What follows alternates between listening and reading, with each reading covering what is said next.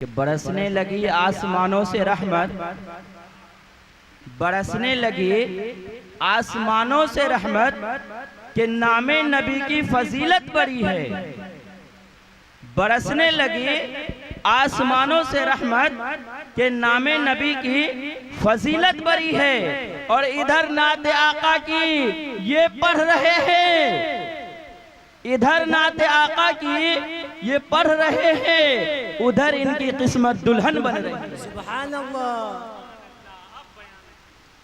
अल्हम्दुलिल्लाह अल्हम्दुलिल्लाह नहमदुहु व नस्तईनुहु व नस्तगफिरुहु व नु'मिनु बिही व नतवक्कलु अलैहि व नऊज़ु बिल्लाहि मिन शुरूरि अनफुसिना व मिन सय्यिआति अअमालिना मन यहदिहिल्लाहु फला मुज़िल्ल लहु व मन युज़लिलहु फला हादिय लहु व नशहदु अन ला इलाहा इल्लल्लाहु वहदहु ला शरीका लहु व नशहदु अन्ना सय्यदना व मौलाना मुहम्मदन अब्दुहु व रसूलुहु अरसलहु बिलहक़्क़ि बशीरन व नज़ीरा व दाइयन इलल्लाहि बिइज़निहि व सिराजन मुनीरा। अम्मा बअद फ़अऊज़ु बिल्लाहि मिनश शैतानिर रजीम। बिस्मिल्लाहिर रहमानिर रहीम।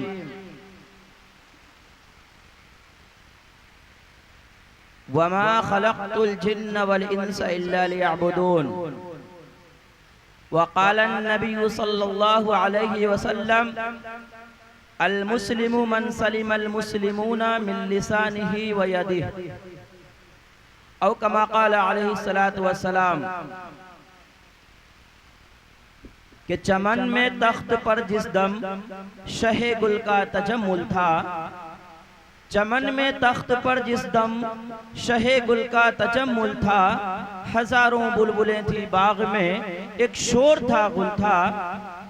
खुली जब आंख नरगिस की न था जुज़ खार कुछ बाकी, खुली जब आंख नरगिस की न था जुज़ खार कुछ बाकी, बताता बाग़बां रो रो यहाँ गुंचा वहाँ गुल था।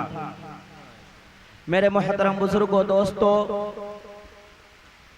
स्टेज पे तशरीफ फरमा उलमाए किराम व शुअराए इज़ाम और नौजवानाने मजलिस और पर्दा से पर्दा नशी ख़वातीने, अस्सलामु अलैकुम व रहमतुल्लाहि व बरकातुहू। अल्लाह तबारक व तआला का बेइंतहा करम हुआ कि अल्लाह तबारक व तआला ने हम सबको ये दीनी प्रोग्राम सजाने की तौफीक नसीब फरमाई। वरना मेरे मोहतरम बुजुर्गों, दोस्तों, हमारे बस में इतना बड़ा प्रोग्राम और ऐसी दीनी मजलिस सजाने की कोई ताकत नहीं कि अल्लाह तबारक व तआला ने फरमाया कि ए मेरे बंदो, इंसो जिन मिलकर, तुम सारी मखलूक़ात मिलकर के, तुम सारे इंसान एक जगह इकट्ठा हो जाओ और सब के सब मिलकर के, ये इंसान भी आए, हैवान भी आए, जानवर भी आए, फरिश्ते भी आए, लौहो कलम भी आ जाए। अल्लाह ने जितनी मखलूक़ातें बनाई, अशरफुल मखलूक़ात हमको बनाया और 18,000 मखलूक़ातें मिलके एक मक्खी बनाना चाहे तो नहीं बना सकते। फिर अल्लाह ने आगे फरमाया कि अरे मेरे बंदो, ये मक्खी बनाने को तो छोड़ो, इस मक्खी के पर को तुम सब मिलकर नहीं बना सकते। आगे अल्लाह तबारक व तआला ने फरमाया कि ये इस मक्खी के पर को बनाने को तो छोड़ो, ये मक्खी चंद हिस्सा तुम्हारे खाना में से लेकर उड़ जाए, तुम सब की इतनी ताकत नहीं है कि तुम इससे खाना छीन सकते हो। मेरे मोहतरम बुजुर्गों, दोस्तों, हम इतने कमजोर हैं, हम इतने मोहताज हैं किसके? अल्लाह के। अल्लाह बेशक ताकतवर है, अल्लाह की कुदरत हर जगह मौजूद है। ये बारिश का कतरा, ये तमाम चीजें, ये हवाएं अल्लाह की मर्जी से चलती है। ये बारिश हम में से किसी को खबर नहीं था कि अभी अचानक बारिश हो जाएगी, लेकिन अल्लाह का करम देखिए कि अल्लाह ने कितने मूसलाधार बारिश कर रहा है। क्या इस पर हमारा यकीन नहीं बनता कि करने धरने वाली जात सिर्फ और सिर्फ अल्लाह की है, हमसे कुछ नहीं होगा और अल्लाह जो चाहेंगे वो कर सकते हैं। मेरे मुहतरम बुजुर्गों दोस्तों, अभी अभी आपके सामने जो कुरान की तिलावत की गई है, वमा खलक़तुल जिन्न वल इंसा इल्ला लियअबुदून, क्या अल्लाह ने ज़मीनें बनाई, अल्लाह ने आसमान बनाया, अल्लाह ने सूरज बनाया, अल्लाह ने चांद बनाया, अल्लाह ने सितारे बनाया, अल्लाह ने सैयारे बनाया, अल्लाह ने पहाड़े बनाया, अल्लाह ने आसमान बनाया, अल्लाह ने 18,000 मखलूक़ातों को पैदा किया। लेकिन मेरे मुहतरम बुजुर्गों दोस्तों, आप हमारे अकाबिर से जाकर के पूछ लीजिए, हमारे माहिर कुरान से जाकर के पूछ लीजिए, हमारे मुफ्ती एज़ाम से जाकर के पूछ लीजिए, ये बताएंगे कि पूरे कुरान करीम के अंदर अल्लाह ने कहीं ये नहीं फरमाया कि ऐ हवा तू मेरी मखलूक है, मेरी इबादत कर, ए पानी तू मेरी मखलूक है, मेरी इबादत कर, ए चरिंद परिंद दरिंद तू मेरी मखलूक है, मेरी इबादत कर। लेकिन अल्लाह ने फरमाया कि ऐ मेरे बंदो, ये 18,000 मखलूकात जो तुम अशरफुल मखलूकात हो, तुमको छोड़कर जितनी मखलूकातें हैं तुम्हारे नफा के लिए बनाया, तुम्हारे फायदे के लिए बनाया। ये जमीन मेरी है, इससे तुम गल्ला उगाकर अपने आप की जिंदगी में खुराक पैदा करो। ये हवा मेरी मखलूक है, इससे तुम अपना फायदा उठाओ, अपना जिंदगी बसर करो। ये पानी मेरी मखलूक है, इससे तुम नफा उठाओ। ये आसमान मेरी मखलूक है, इससे तुम फायदा उठाओ। लेकिन मेरे मुहतरम बुजुर्गों दोस्तों, अल्लाह ने कुरान के अंदर फरमाया वमा खलक़तुल जिन्न वल इंसा इल्ला लियअबुदून, कि मैंने इंसानों और जिन्नातों को महज अपनी इबादत के लिए पैदा किया है। अब जरा ये बताएं कि कोई कारीगर कपड़ा सिलता है तो उसकी उम्मीद क्या होती है कि इस कपड़े से हमको नफा मिले।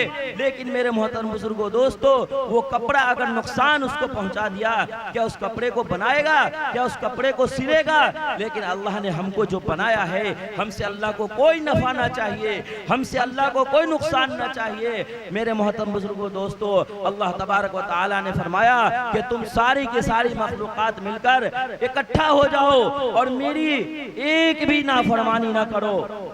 अल्लाह अल्लाह कहने में, अपने ईश्वर को पुकारने में, अपने ईश्वर की फरमा बरदारी करने में, उनकी बातों को मानने में, उनके सामने पूज्य प्रार्थना करने में तुम सब के सब मिल जाओ। उनके सामने सजदा करने में तुम सब के सब मिल जाओ। अल्लाह ने फरमाया मेरी शान में एक रत्ती बराबर भी कोई इजाफा नहीं होने वाला है। लेकिन मेरे बंदे, इसमें तो तुम्हारा नफा है कि तुम्हारा दिल माने ना माने, इस पेशानी को सजदे में रगड़ना पड़ेगा। तुम्हारा दिल चाहे ना चाहे, तुमको अल्लाह की फरमा बरदारी करनी पड़ेगी, क्योंकि हमारे जान और माल के बदले अल्लाह ने, हमारे जान और माल को अल्लाह ने जन्नत के बदले खरीद लिया है। हम बिक चुके हैं किसके हाथ? जिस अल्लाह रब्बुल इज्जत ने हमको पैदा किया है इस रुए जमीन पर, इम्तिहान गाह के अंदर, कि मेरे बंदे तुम जाकर के वहाँ मुसब्बिबुल अस्बाब, जो ये दुनिया सबब की जगह है, उस जगह तुम अपने जरूरियात को पूरी करते हुए परेशानियां भी आएंगे, हालात भी आएंगे, तुमको कदम कदम पर हालात तुमको सताएगी, लेकिन तुमको ईमान का दामन नहीं छोड़ना है, लेकिन तुमको अल्लाह पर से यकीन नहीं छोड़ना है। अल्लाह ने फरमाया कि एक ईमान वाला कैसा होना चाहिए कि कल महशर का दिन हो, जमीन तांबे की हो जाए, आसमां फौलाद का हो जाए, और ऐसा 80,000 साल चले। कितना?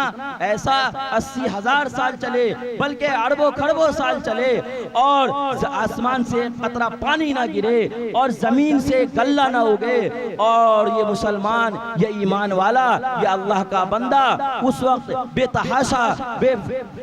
बेतहाशा परेशान हो आलमे बरज़ख, आलमे महशर के अंदर, और एक आदमी, कोई अल्लाह का बंदा उससे बेझिझक पूछे, अचानक पूछे कि खिलाने पिलाने वाली जात किसकी है, तो वो ईमान वाला बेसाख्ता लबो लहजे से, जो इतनी परेशानी 80 साल से गुजार चुका है, वो बेसाख्ता लबो लहजे से ये कहने पे मजबूर हो जाए, अरे भाई खिलाने पिलाने वाली जात सिर्फ अल्लाह की। इस पर हमारा यकीन हमेशा बने। मेरे मोहतरम बुजुर्गों दोस्तों, आज हम अपने ईमान को ऐसा बेच रहे हैं, हम अपने यकीन को ऐसा बिगाड़ चुके हैं कि हमारा कदम मस्जिद तक नहीं जा रहा है, और इस कदम से, इस ईमान से हम मुत्तफिक है, इस ईमान से हम उम्मीद लगाए बैठे हैं कि जो ईमान हमको मस्जिद तक नहीं लेके जा रही है, हम उस ईमान को लेकर जन्नत तक कैसे चले जाएंगे? क्या हम नहीं समझते कि जो ईमान नाच गाना तमाशा करने से हमको रोक नहीं रही है, क्या ये ईमान हमको जहन्नम की आग से बचा देगी? जो ईमान झूठ बोलने पर हमको रोक नहीं रही है और झूठ बोलकर हमको मजा आ रहा है, तो क्या ये ईमान हमको कब्र के अजाब से बचा देगा?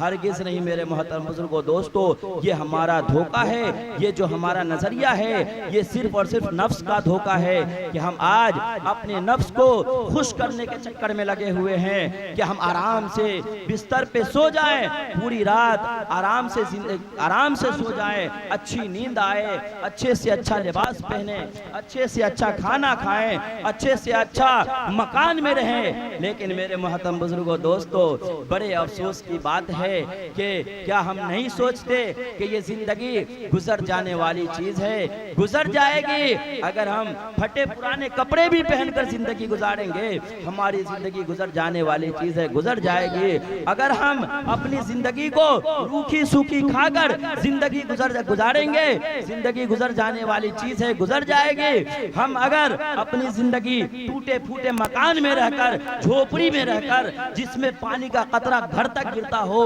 उस घर के अंदर टूटे फूटे मकान के अंदर भी रहकर जिंदगी गुजारेंगे, जिंदगी गुजर जाने वाली चीज है, गुजर जाएगी। लेकिन मेरे मोहतरम बुजुर्गों दोस्तों, बड़े अफसोस के साथ ये कहना पड़ रहा है कि अगर हम जो 60 साल जिंदगी, 70 साल जिंदगी इस उम्मत मोहम्मदिया को मिला है, इस आखिरी इंसान को मिला है जिसके बाद कयामत बर्पा होने वाला है, इसके बाद ये दुनिया नहीं रहेगी, ये दुनिया टूट फूट कर दरहम बरहम हो जाएगा।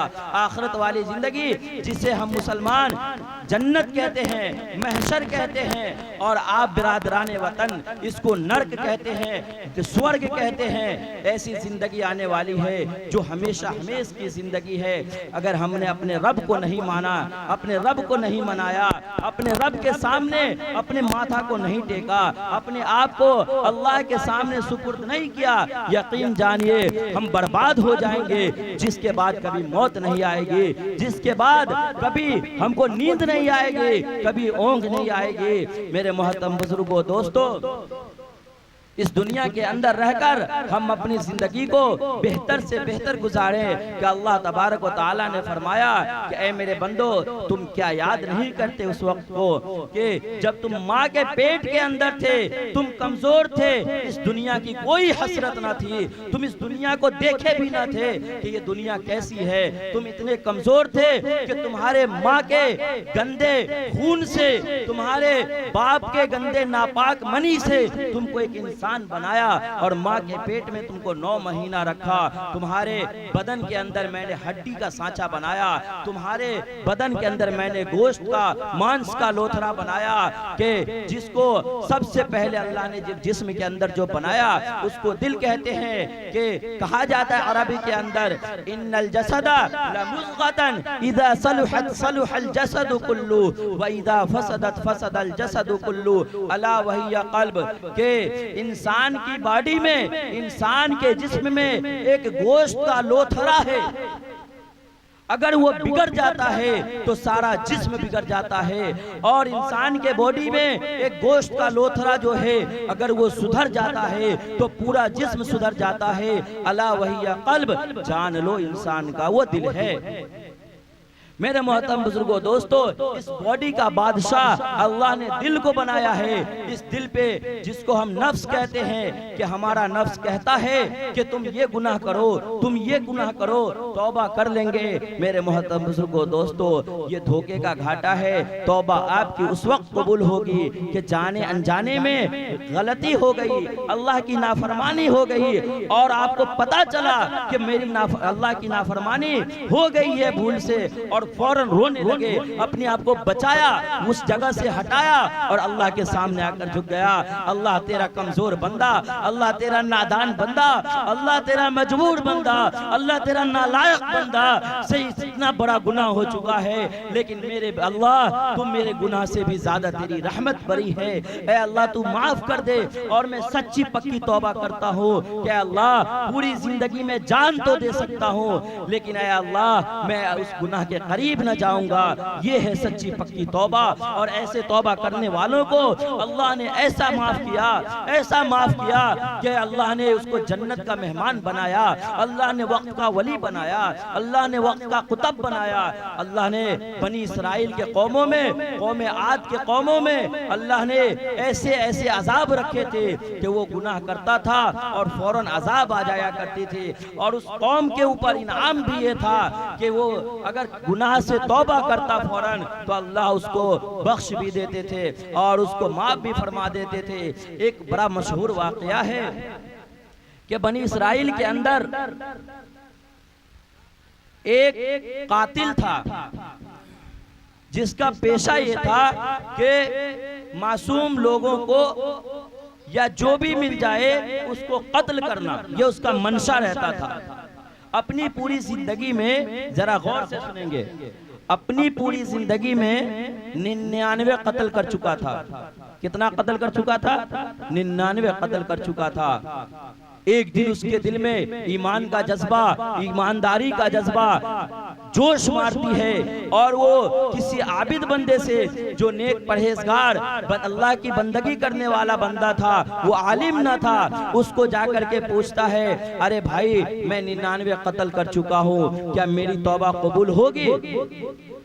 वो बेचारा आबिद तो था लेकिन आलिम न था। हम अपने मसले ऐसे लोगों के पास रखते हैं जिनके पास इल्म से कोई सरोकार नहीं है, हम उसको इल्म वाला समझते हैं। अल्लाह के रसूल सल्लल्लाहु अलैहि वसल्लम ने फरमाया कि कुर्बे क़यामत एक वक्त ऐसी आएगी मेरी उम्मत में कि जाहिल आलिम को समझाएगा और जाहिल फतवा देगा। वो दौर आ चुका है। मेरे मोहतरम बुजुर्गों, दोस्तों, ये शख्स जब आबिद से पूछता है कि मैं 99 कत्ल कर चुका हूँ, क्या मेरी तौबा कबूल होगी? मैं तौबा करना चाहता हूँ, मैं अब ये काम नहीं करूंगा, सच्ची पक्की तौबा करना चाहता हूँ। उसने क्या कहा? अरे नालायक, अरे कमबख्त, तुम 99 कत्ल कर चुके हो, न जाने कितने मासूमों को मारा होगा, न जाने कितनी औरतों को बेवा किया होगा, न जाने कितने बच्चे को यतीम किया होगा। तेरी तौबा, तू तो कभी माफ नहीं होगा तुमको, तुम 1000 तौबा कर लो, कभी माफ नहीं होगी।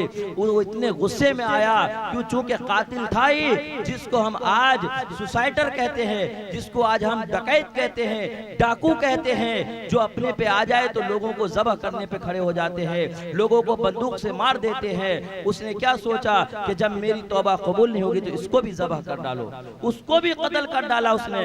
फिर जा रहा है कि अरे मेरी तौबा तो कबूल नहीं होगी, मैं तो नापाक आदमी हूँ, मैं तो बहुत गुनाह कर चुका हूँ। अचानक क्या देखता है कि सामने से एक आलिम दीन आ रहा है। उस वक्त का उसके दिल में ख्याल आया कि ये भी नेक बंदा है, ये आलिम है, इससे जाकर पूछूं तो सही कि मैं 100 कत्ल कर चुका हूँ, मैं तौबा करना चाहता हूँ, उस गुनाह के करीब नहीं जाऊंगा, क्या मेरी तौबा कबूल होगी? उसने पूछा। हजरत ने फरमाया, उस आलिम दीन ने फरमाया, उस आलिम वक्त ने फरमाया कि अरे अल्लाह के बंदे, अरे अल्लाह के बंदे, अल्लाह का रहमत तो बहुत वसी है, अल्लाह का दरिया जोश बहुत वसी है और वो तो अपने बंदे का इंतजार करता है कि मेरे बंदे तू कितना गुनाह करेगा, तू गुनाह कर करके पूरे आसमान को लगा दे और एक बार सच्ची पक्की तौबा कर, अपने आंख से आंसू बहा, मुझसे तू डर जा और गुनाह करके अड़ मत, डर जा, मैं तुमको माफ कर दूंगा। जब ये बात वो सुनता है तो मौलाना ने फरमाया कि देखो तुम सच्ची पक्की तौबा करते हो तो उसके लिए तुमको कुछ शक्ल इख्तियार करनी होगी और तुम जो बस्ती में रहते हो, यहाँ गुनाहगार लोगों की बस्ती है, यहाँ कातिल लोगों की बस्ती है, यहाँ जालिम लोगों की बस्ती है, तुम इस बस्ती से अपने तौबा को पक्का करने के लिए नेक लोगों के बस्ती में चले जाओ। चूंकि उसने ऐसा ही किया, जब वो अपना सामान बांधा कि हम इस गुनहगार बस्ती से निकलेंगे, हमारी तौबा पक्की हो जाएगी और नेक लोगों के बस्ती में चले जाएंगे, हम कभी यहाँ मुंह दिखाने नहीं आएंगे। हम ऐसे जगह पे रहते थे जहाँ अल्लाह की नहूसत बर्पा होने वाली है। तो वो दौड़ मारता है, अचानक उसको मौत आ जाती है।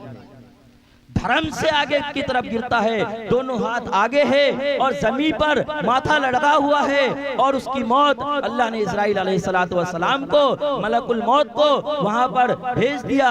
जब उनको, अल्लाह को मालूम था कि अब इसको रूह कब्ज करना है, और ये बंदे को मालूम नहीं, और ये तौबा की नियत करके अपनी तौबा पक्की करने जा रहा है। लोगों, सुनाने का मकसद ये है कि हम अपने दिल के कानों से सुने। बयान तो बहुत सारी होते हैं, तकरीरें बहुत सारी होती है, लेकिन मेरे मोहतरम बुजुर्गों, दोस्तों, रस्म समझकर, शादी के मौके पर मिलाद समझकर ना सुने, बल्कि दिल के कानों से सुने। ये न समझे कि कहने वाला कौन है, कहने वाला किसका बेटा है, कहने वाला किसका खानदान से ताल्लुक रखता है, ये न सोचे।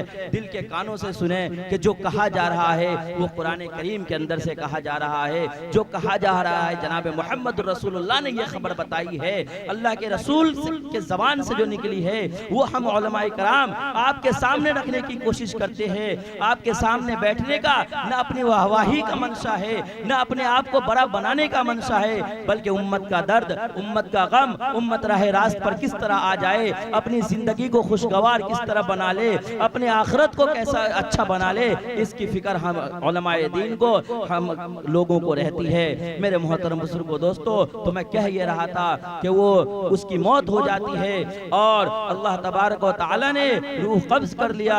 अब अल्लाह ने फरमाया कि जब उसकी मौत हो जाती है तो जहां पे गिरता है, अभी गुनहगार लोगों के बस्ती के करीब ही था और नेक लोगों की बस्ती की जमीन बहुत दूर थी, तो जहन्नम वाले फरिश्ते आ गए कि ये हमारा मेहमान है, ये अभी गुनाह करने, तौबा करने की नियत किया था और ये जा रहा था, और ये हमारा मेहमान है, मौत आ गई है, अभी इसकी तौबा पक्की नहीं हुई है। जन्नत वाले फरिश्ते आ गए और फरमाया कि ये हमारा मेहमान है, तौबा के लिए नियत शर्त है, और अपना सामाने तिजारत बांध लिया था, सामाने जिंदगी बांध लिया था, और नियत शर्त है। अल्लाह जब देखते हैं कि दोनों फरिश्तों में, जहन्नम वाले फरिश्ते और जन्नत वाले फरिश्तों में बहस हो रही है, वो कह रहा है मेरा मेहमान है, वो कह रहा है मेरा मेहमान है, तो अल्लाह ने एक अलग से फरिश्ता जिब्राईल अलैहिस्सलातु वस्सलाम को उतारा और कहा कि जाओ इस दोनों में फैसला करो। क्या कहा? जिब्राईल को फरमाया कि देखो जहन्नम वाले फरिश्ते जो लड़ रहे हैं, देखो जो गुनहगार लोगों के बस्ती के करीब वाली जमीन है, जहां इसकी लाश पड़ी है, जहां ये मरा मुर्दा पड़ा है, उसकी जमीन नापो। अगर गुनहगार लोगों के बस्ती के करीब है तो जहन्नम वाले फरिश्ते ले जाए, और अगर नेक लोगों के बस्ती के करीब है तो जन्नत वाले फरिश्ते ले जाए। मेरे मोहतरम बुजुर्गों, दोस्तों, हजरत मुफ्ती साहब बैठे हैं, रिवायत के अंदर आता है कि ये जो गिरे थे गुनहगार लोगों के बस्ती के करीब था, अभी नेक लोगों की बस्ती बहुत दूर थी, लेकिन अल्लाह ने फरिश्तों से छुपा दिया। जमीन को कहा, ए गुनहगार लोगों के बस्ती के करीब वाली जमीन जो करीब है, तू फैल जा, और नेक लोगों की बस्ती के करीब जो जमीन है, ए जमीन तू सुकर जा जो फैली हुई है। जब जमीन नापी गई तो जहन्नम वाले फरिश्ते जो गुनहगार लोगों के बस्ती के करीब वाली जमीन थी वो लंबी हो गई, और जो नेक लोगों के बस्ती के करीब थी वो सुकर गई। अल्लाह ने फरमाया कि ये हमारा मेहमान है, इसको जन्नत के अंदर ले जाओ। बड़े बड़े इनाम बनी इसराइल के अंदर एक किफ्ल नाम का शख्स है। तौबा किसे कहते हैं जरा सोचे तो सही। क्या हमको पता है कि हम यहाँ बैठे हैं और उठकर घर चले जाएंगे? किसी को खबर नहीं है हमारी मौत कब आएगी, किस सूरत में आएगी। अल्लाह से हमेशा मांगे कि ऐ अल्लाह मुझे तू ऐसी मौत दे जो अहले ईमान को ईमान के साथ मौत देता है, ऐसी मौत दे जो खात्मा बिल खैर नसीब फरमा, ऐसी मौत दे कि अल्लाह जब हम आ रहे हो, हमारा रूह लेकर जब इजराइल आ रहा हो तो तू कह रहा हो मोस्ट वेलकम, तू मेरा महबूब बंदा बन गया, आजा अब मेरा इनाम देखेगा, मेरी मेहमान नवाजी देखेगा। ऐसी मौत मांगे। एक किफ्ल नाम का आदमी है, इतना फाहिश आदमी है कि उसका काम ही था ज़िनाकारी करना। बनी इसराइल का वाकया है। जो मोहल्ले में, जो इलाके में सबसे खूबसूरत लड़की होती, उस लड़की को अपने रात की जीनत बनाता और उसको मुंह मांगा इनाम देता।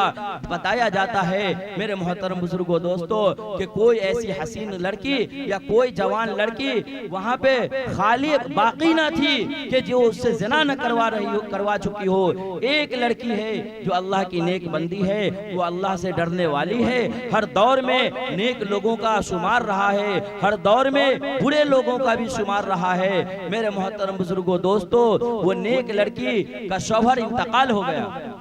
उस नेक लड़की का जो गुनाह से बचती थी, अल्लाह अल्लाह करती थी, उसका शौहर इंतकाल हो गया। और इंतकाल हुए जब बहुत दिन हो गया तो उसके बच्चे भूख से तड़पने लगे, बिलकने लगे। कोई रास्ता ना था कि हम अपने बच्चों को कुछ परवरिश कर सकें। मेरे मोहतरम बुजुर्गों दोस्तों, ये शैतान, ये नफ्स जो हमारा दुश्मन है, हमारे ईमान को खोखला करने के लिए हमारे दाएं बाएं, आगे पीछे, ऊपर नीचे से हमेशा मौजूद है। और ये ताक में लगा हुआ है कि किस तरह हम इनके ईमान को ऐसा बना दे जैसा कि हम मरदूद हो गए, हम जहन्नम में जाने वाले हो गए, तो हम इसको भी जहन्नम में लेकर के चले जाएंगे।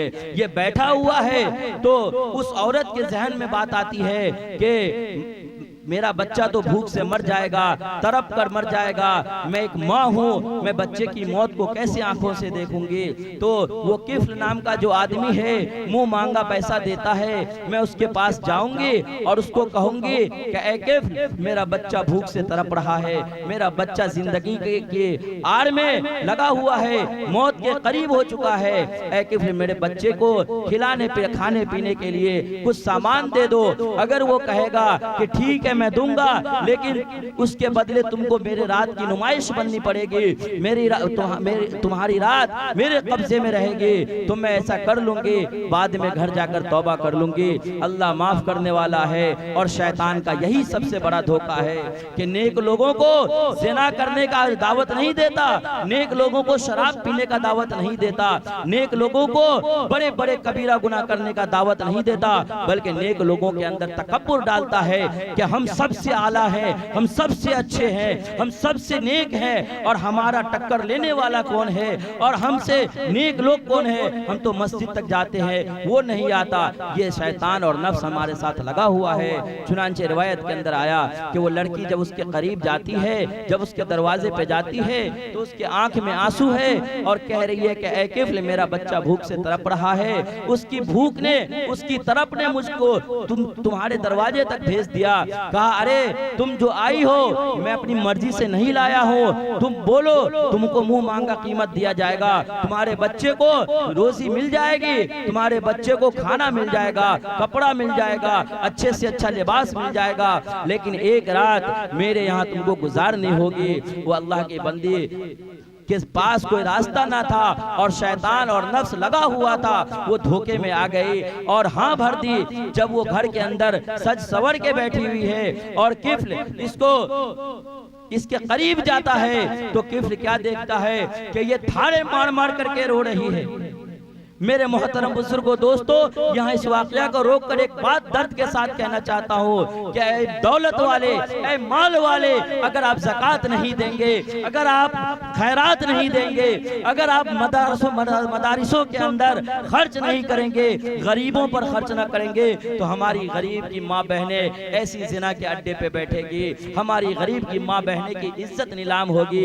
इसलिए अल्लाह ने दिया है तो कुछ उसके नाम से ज़कात खैरात करते रहे। आज ये औरत जब इसको ज़कात मिलता तो किफ्ल के दरवाजे का जीनत ना बनती। ये सिसक सिसक के रो रही है। अल्लाह का डर, अल्लाह का खौफ तारी हो गया।